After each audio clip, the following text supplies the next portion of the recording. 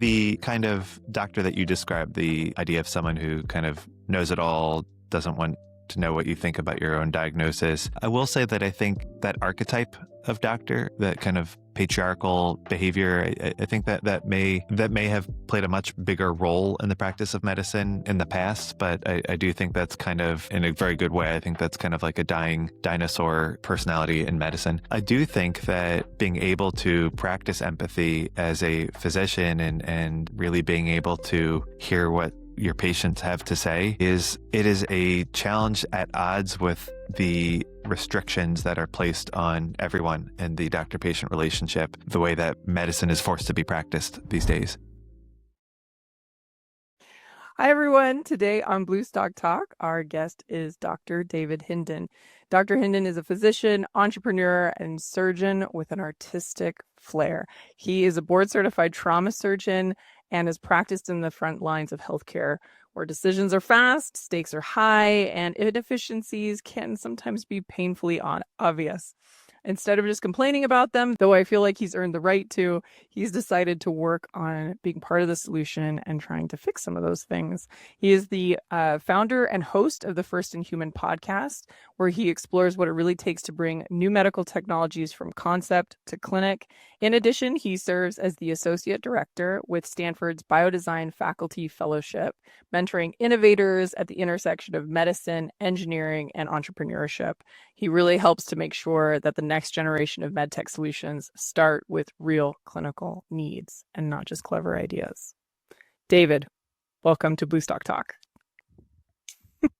Allison, thank you so much. It's a treat to be here. Awesome. Well, I would love to get your origin story is very unique, and I'm always very interested in seeing how people have ended up where they are today. Do you mind giving a little background of your path and how you ended up at Stanford? Sure. I think there are many folks out there in the world in medicine who feel a little bit creatively stifled. And I think in residency for me, I felt kind of like a plant without water for those creative parts of myself. And at the time, I thought my outlet was going to be creating a YouTube series, kind of searching for creativity in med student education. And in the process of looking for places to feature on this documentary, I ended up stumbling on Stanford Biodesign. And I think I had the reaction that many people have who discover biodesign in inadvertent Google search rather than hearing about it through word of mouth, which is, as soon as I saw it, I thought, my gosh, this is exactly what I've always dreamed of. And so I ended up applying to do the Biodesign Innovation Fellowship, which is a full-time year-long program that I ended up doing right after residency. And it totally kind of bent the arc of my career in really just all of the best possible ways. I've always, regarding the biodesign program, I was at Stanford on the farm, I think really at its inception. So the Clark Center had just been built. And one of my rotations was in the Clark Center, and then going back there years later and seeing not just these, grad students and postdocs, but also a lot of the medical doctors and MD PhDs really doing cutting edge work in these this amazing facility. And also just when you think of the ecosystem, right, with the hospital there, and there's patients on campus, and there's an amazing education like built around it. I feel like I'm with you. It's one of those things where when people read about it, learn about it, it sort of blows their mind. What do you think makes the biodesign or Stanford and that so special, and why hasn't it been franchised? Well, I'll just I'll emphasize what you just said. For starters, that it really seems like Clark Center itself is thoughtfully located and thoughtfully made, and it really is kind of at this epicenter or intersection of medical buildings, engineering buildings, and it really is this wonderful place where people come together. I think biodesign. So it has been, I wouldn't say franchised, but there are now biodesign programs all over the world. And they are built on the biodesign model. They use the biodesign textbook. There is biodesign in a bunch of different countries, but I think the reason why Stanford Biodesign is where it began, and I think where a lot of the furnace still kind of runs from, is that we are in such a special place in the country where there are investment houses that are local in Sand Hill Road. There's so many startups located in the Bay Area, and I think a byproduct of that, or maybe there's a little cause and effect together, is that there's a whole culture out here of people who are excited to just build things, people who are very comfortable with having an idea and taking action quickly rather than letting it be this thing that they kind of nurture in the back of their mind for a lifetime. That's so true. I think the accessibility, right? That is a huge piece of it. I Yeah. actually met, I do Yeah. some work with the Texas Medical Center Innovation Group.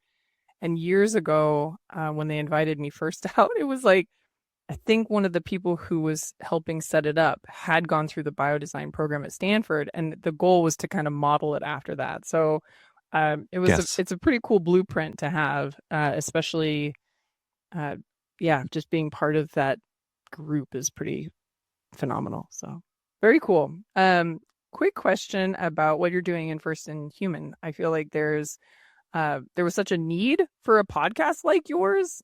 And Thank you. I've loved listening to the various voices, and even just having some of the medical doctors like just take the time that have turned into entrepreneurs, and like the ones that I've helped with on the regulatory side. Who's your ideal listener for your podcast? I think my ideal listener is someone who is inspired by health technology and building health technology, but it feels maybe intimidated by it and feels almost a little bit abstract. And I built it with the goal of wanting to really show the human stories behind where these technologies come from and what it's like to build them, so that people who are wanting to get started, dreaming of getting started, can really see themselves in these stories and realize it's something that they could do. Yeah, I think I was having a conversation with a medical doctor recently, and we were talking about how part of what Bluestocking Health and what, we're trying to build is that everyone's a patient, right? And whether you don't like the term patient or not, but everyone is going to either start in a hospital, end in a hospital, or need some sort of med tech or medical device in their life. But not everyone is a physician, right? And I think it's very hard to get that perspective of what are the physicians facing, or what are some of the challenges that they're seeing in the trenches or in their practice. What a big part of what I'm trying to build is, how do you get people to have more empathy?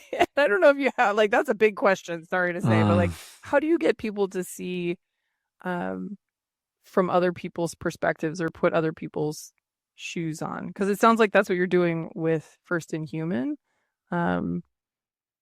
What have you seen work in your practice?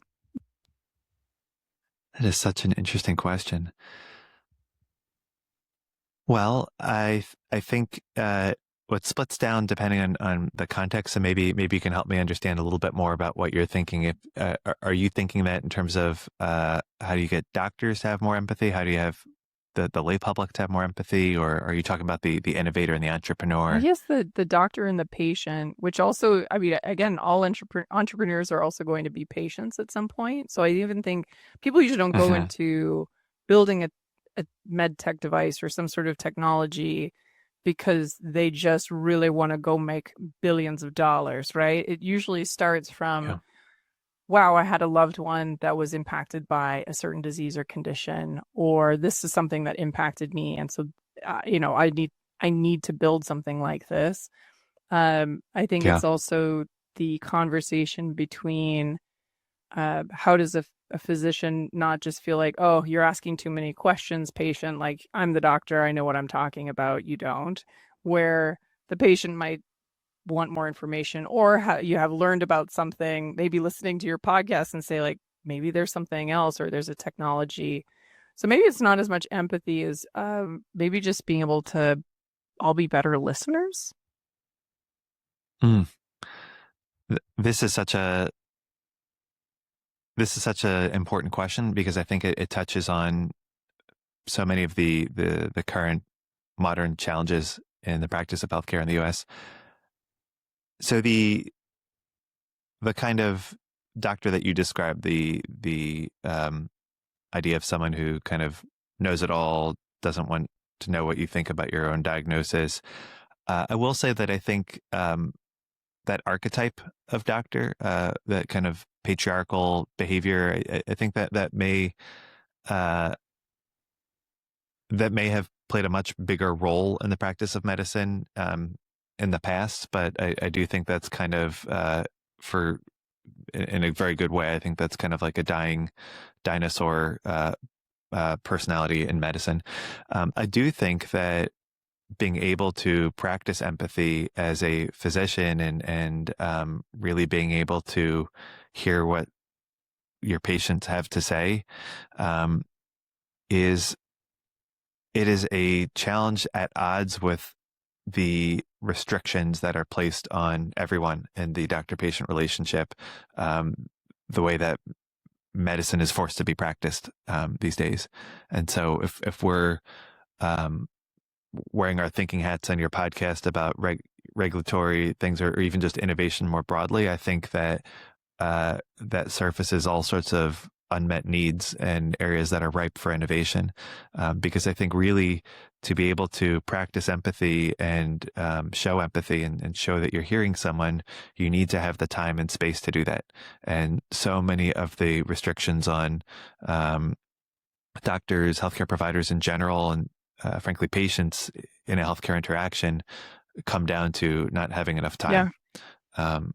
So I think that's I think that's front and center in the target for innovation.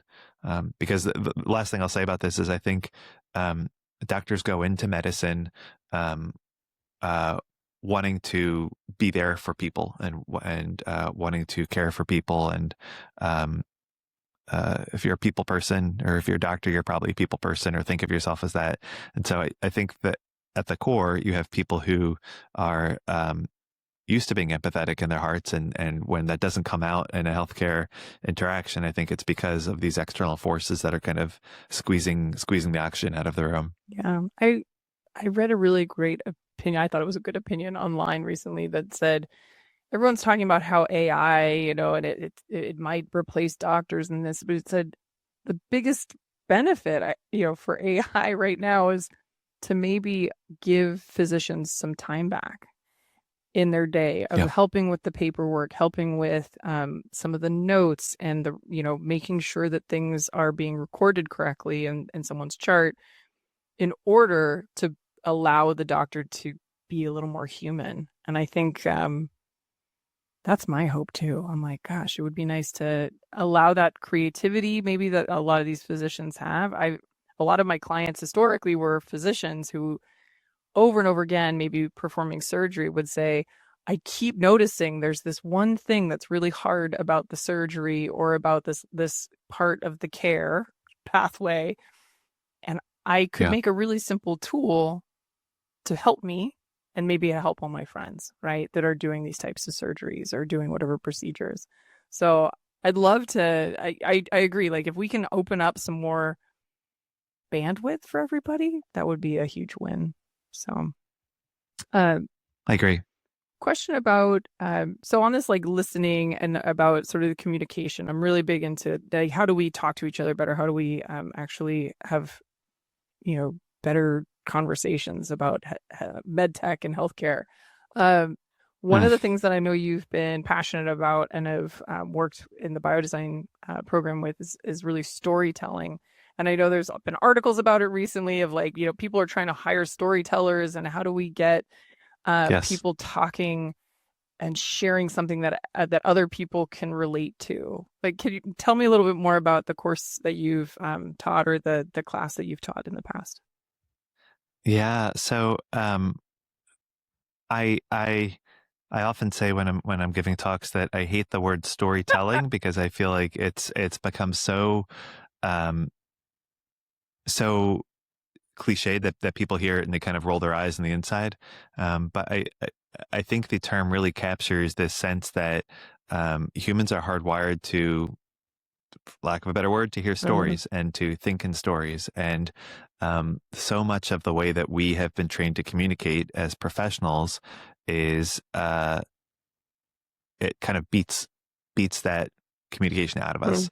So in the faculty fellowship that I teach um, right now at Biodesign, we have seasoned clinicians, uh, expert level, professor level um, clinicians who have been doing this for many years, who give talks all around the world and are very ingrained in the practice of maybe having a PowerPoint on the screen where they're reading the words that are on the PowerPoint, or uh, something where you kind of say out loud all of the data, or you have graphs, and it's almost like at times like you are in this mindset of giving this podium presentation, this very buttoned up professional way of talking.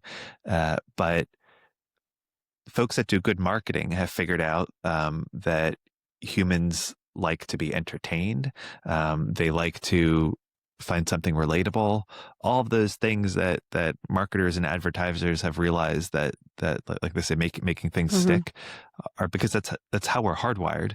And so when we're hearing information, whether it's just to sort of understand something or um, being pitched to support a project, we still kind of benefit from using communication skills that tap into people's ability to hear and accept stories and forming that into our communication.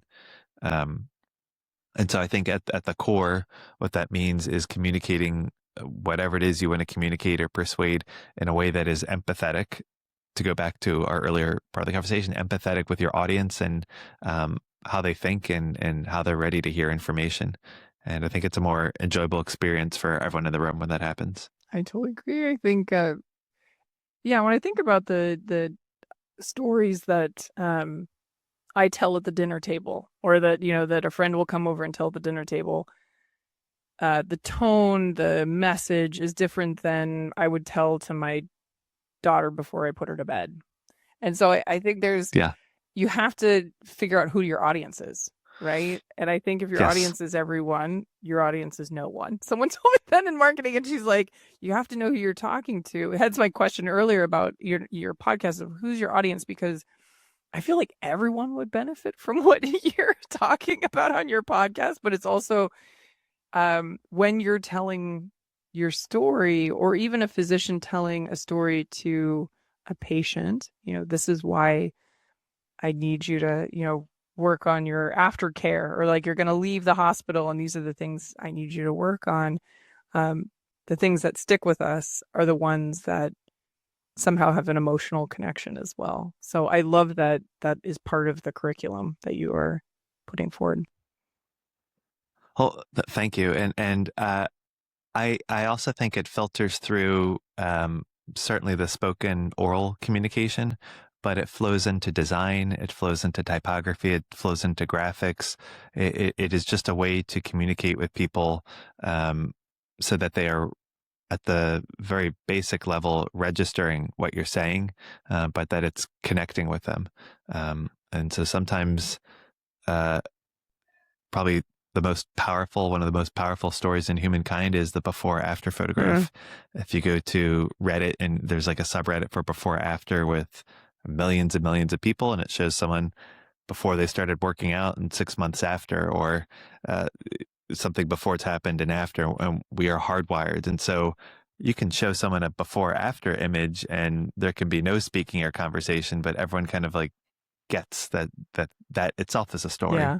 Oh, and I'm totally addicted to before after cleaning. Like there's a few people that I follow on my personal social media that I just can watch someone clean a bathroom and be totally relaxed, and also like feel I feel so much better after I, put my computer away after watching stuff like that. Maybe that's why Marie Kondo has I love done so that. well too, right? It's like this is what sparks you joy. So, Yeah, I love that. um, so with your practice, do you have, what are, sorry if this gets personal, what are some of the stories that you Huh. feel are most impactful to your patients when you're caring for them?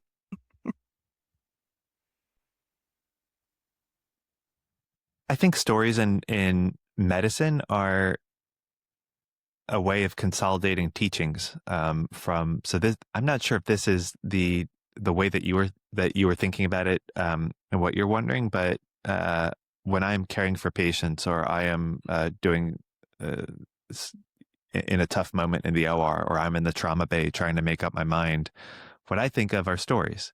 I think of what my mentor said, you know, never leave the trauma bay without without an x-ray, never leave the trauma bay without getting your chest tube in first if the patient needs one.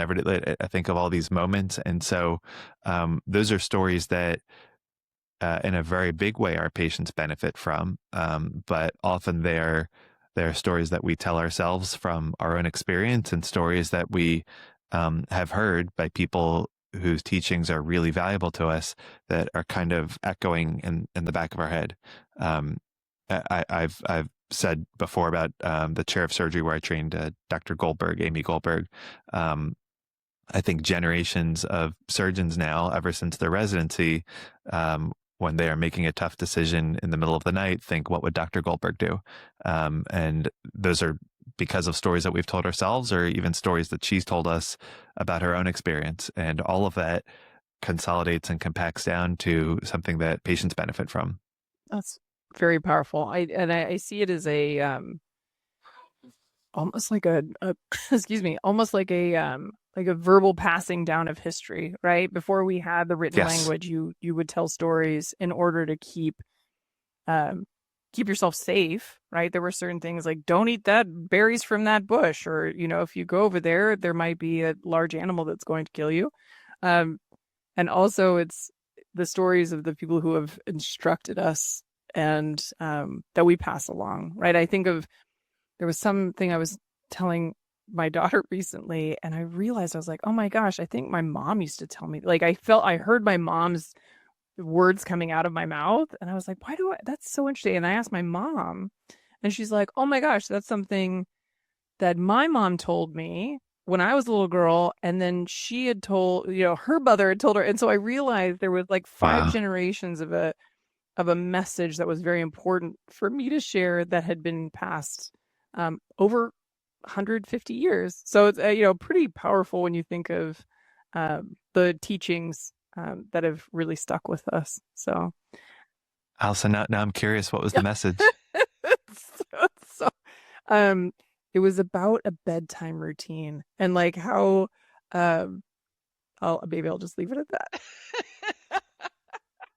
But Wow. yeah, and it's and maybe also very biologically the fact that we're very my daughters, especially my youngest one, is like it looks like we're carbon copies of each other. Like she saw a picture of me at 6 years old, and she was like, "What am I doing with grandma? Like in that like what is grandma looks so Wow. young?" And I was like, "No, no, that's me." So I feel like even the way that we fall asleep, yeah, like the process that we I think they call it shuffling now. Like, because I used to have a terrible Yeah. time falling asleep as a kid. And so learning how to get to go to sleep and like to relax and, you know, really walk myself through in order to self-soothe, for lack of a better term. And I realized that was like a story my mom helped me to get to sleep. And so, um, Wow. and we think about maybe it's the way that works for me, my older daughter doesn't really work for her. So it's fascinating. I think those, I love this conversation. I feel like, the next question, and I have to ask this to all of my guests. And I want to make sure I don't forget to ask it. So kind of pivoting here. What is, or can you walk me through a time when either a medical device or technology like genuinely changed your life or the life of someone that's very close to you? It doesn't have to be, class 3 medical device, high risk or low. Anyway, I'll stop talking. I would say cross-sectional imaging, I think, has been, I mean, we can fan out and talk about what it's been for the practice of medicine and surgery in general over the past 50 years, but an MRI was how I figured out, and my surgeon figured out what was going on with my wrist and causing me issues when I was operating a couple of years ago, and that led to me having a surgery that got something out of my joint, and I'm able to use it much more easily. Wow. Um, I will say a CAT scan has sort of uh, helped with diagnosis for uh, to say help with diagnosis for a couple loved ones, and I'll leave it at that. And these are technologies that it's incredible how new they are, and when you put that sort of how new they are and how absolutely like pivotal they are for everything that we do in medicine. Um, I mean, for me, when I'm on service for trauma at the hospital, there are procedures and more than just procedures. There are very, very large surgeries that we just don't do anymore because we are able to get very, very thin cuts on CAT scans with contrast and see if there's bleeding or not bleeding.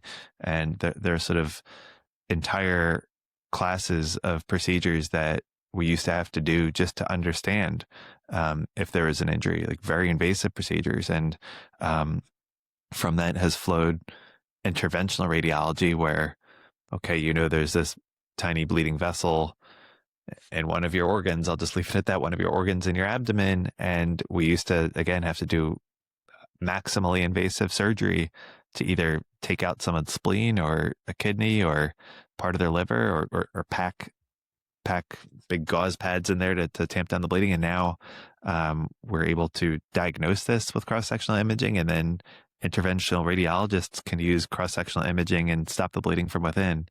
So, and that's just like the tip of the iceberg for Yeah.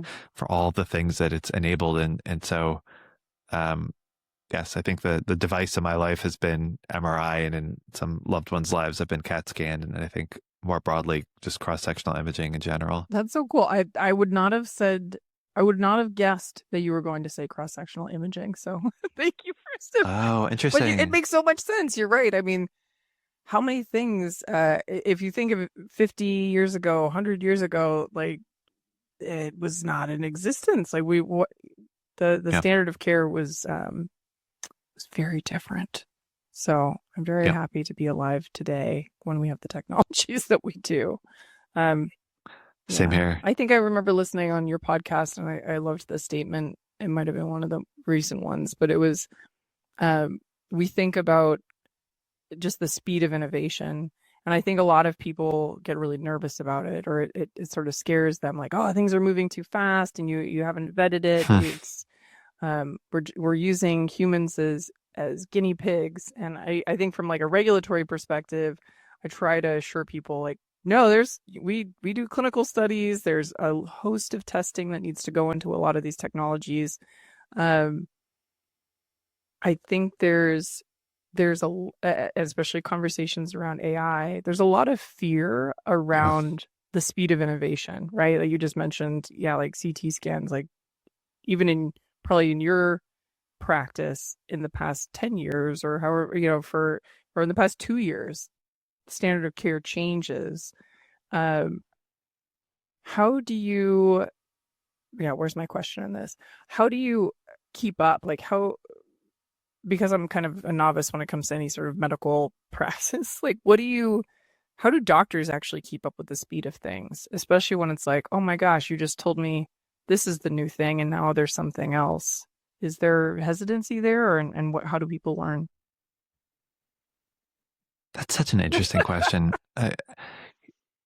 If you think of the innovation adoption life cycle, and for those who aren't familiar, we think of kind of like a bell curve where wait, I'm doing my a bell That was curve a unique bell. where yeah, at the teeny edges, of the curve, you have like the very earliest adopters who want to be testing a product before it's even available for the market, before the kinks are worked out. And then at the other end are and you've got the mass adopters, and the far end of the curve, you have the technology laggards. These are people who might be using a flip phone today, not ironically, just a flip phone because that's what they want to use and have never used more than a flip phone. I think doctors fall a little bit as a field, a little bit more towards the middle, like more in the sort of early adopter to sort of middle adoption range, but not the early adopters. But then I think within medicine, there's also its own bell curve within that group. Um, and to to really go down the rabbit hole, I think within specialties, I think surgeons and interventional proceduralists in other fields are more excited about using tech, for instance, and the latest toys than maybe other specialties in medicine. But the other part of your question, how do we kind of stay up with the latest innovation? I think there are different ways that formally we keep up to date with technology. Some of them are journal clubs where a paper in a respected journal that seems really topical to what a group of surgeons is doing in practice is something that we'll all discuss around the table. For instance, in academic programs with their residents, where I'm practicing right now, we have a journal club every Thursday morning. We pick an article that's germane to the patients that we see in our group and that the surgeons and residents care for, and then we all talk about it and we kind of dissect the science behind the paper. How rigorous did we think the study was? Do we think it can be applied to our patients? Do we think there are serious kind of flaws in the way the study was designed? And then, and I don't think this is unique to us, this type of thought process and conversation at the end of the journal club, as we're kind of wrapping up the conversation, we'll usually ask the resident who's presenting, so will this change your practice? And the attending surgeons in the room have usually thought about this, in the back of our minds as we're talking, and it's kind of like a formal, structured way of going through that process. So I think journals are one place. I think society meetings are another place where we kind of hear about new technology, and then word of mouth. And sometimes that comes from the kind of key opinion leader who's talking about this publicly. But sometimes it's as simple as, I came out of the operating room the other day and I saw one of my partners had a supply rep in her room who was talking to her about a new mesh that they're recommending that we use. And I was curious about it and I joined the conversation. And when she does her first case of that mesh, I'm going to poke my head in the room and see how it goes and see if I might want to use it. And at the 30,000-foot view, that's new technology being adopted in real time, or being considered for adoption in real time. That's very cool. I love the idea of a journal club, by the way, too. I'm a huge fan, especially in grad school. We had journal club, and I sort of brought it into the company that I started years ago because I said, "Oh, there's so many cool and mostly it was like nerdy guidance documents. So like FDA would come out with guidance documents. We discuss it. How is this going to impact our clients? Are there certain clients we should reach out to and inform them that this guidance document came out?" But I like that sort of internal communication, because I do think sometimes we often will find our cohort and here's the team that I trust, or here's my laboratory that I'm working with, or here's my close colleagues, and I appreciate and I oftentimes will align and agree with their opinions. So I guess getting back to that like truth trust thing, right? Like, here's what this paper says, or here's what this document says. Let's all talk about it and figure out if this is something that works for us. So, Yeah. And again, I know you don't like necessarily love the term storytelling, but I guess that's another form of it. So, I think it is. I think it all is. I totally agree. Yeah. Very cool. What is, I'm going to ask you sort of a funny question, because I'm more out of like morbid curiosity. Because I've like worked with medical devices for 15 years now, which doesn't seem like a long time in the grand scheme of things. I definitely know the devices that terrify me. And I feel like I could come together with a list of things based on mostly surgical pictures because I'm like, oh, that looks really Hmm. scary. Um, and I think you kind of touched on it when you said like different specialties also have different um appetite for adoption, right? For certain technology, or they're maybe at that farther end of the bell curve of wanting to try new things. Um, what are some like why? Maybe that's a follow-up question. Like what are kind of the like the areas where you're like, ugh, it's really slow in that area, maybe because it kind of squicks people out, or um, what's the why does that why is there a differentiator between the different uh subgroups? I don't even know, like the different fields. I don't even know how to. I'm framing this question terribly. Interesting. Well, And I'll tell you what mine is. Sorry, it's you know, dental. Any yeah, dental surgery that I've seen freaks me out because cutting into your mouth and all the pictures that I've seen of dental screws and stuff, I'm like, oh my gosh, no thanks. So I try to avoid that area if I can help it. So that's so interesting. Yes, I think there are probably certain phobias that I have as a human in areas outside of my specialty, and I'm sure dentistry would be on my list too. You know, I have some thoughts about this, and you'll have to tell me if I'm on track with what you're asking. I do think there are different adoption patterns and practices across specialties who maybe overlap each other, or maybe where a traditionally non-invasive or less procedural prone specialty sort of adopts a tech that takes a procedure from a more surgical specialty. So if we think of all of the catheter deployed valves, um, used to be big open heart surgery with cardiac surgeons, and now um, you have patients that are having a valve replaced by a cardiologist using catheters. And um, I think those are patterns that we see um, in many specialties, in general surgery, and in particular in sort of bariatric minimally invasive surgery. We see procedures that the GI doctors have evolved in their world, where they, for instance, might achieve a gastric sleeve type anatomy with an endoscopic device that goes in through the mouth and nothing else. And the general surgeons, the minimally invasive surgeons, don't use that device, for instance. I think if you are talking to someone over cocktails at a happy hour who is the traditional surgeon, who is not using that device, they may say things like, "Well, I've seen too many complications with XYZ technology," or sure, it can get the job done sometimes, but like it's not as good as doing it the XYZ old fashioned way. Um, and I think these are complicated conversations, and they bake in layers of personal bias, of um, that's the way it's always been done bias. And then sometimes some very real dynamics where you have one specialty who has all sorts of incentives to want to step into a more procedural space. Um, uh, and then you have the proceduralists who are the more traditional surgeons in that same space saying, look, we see real risks with this technology, and we don't think they should be doing it, and we think our way of doing it is the safest.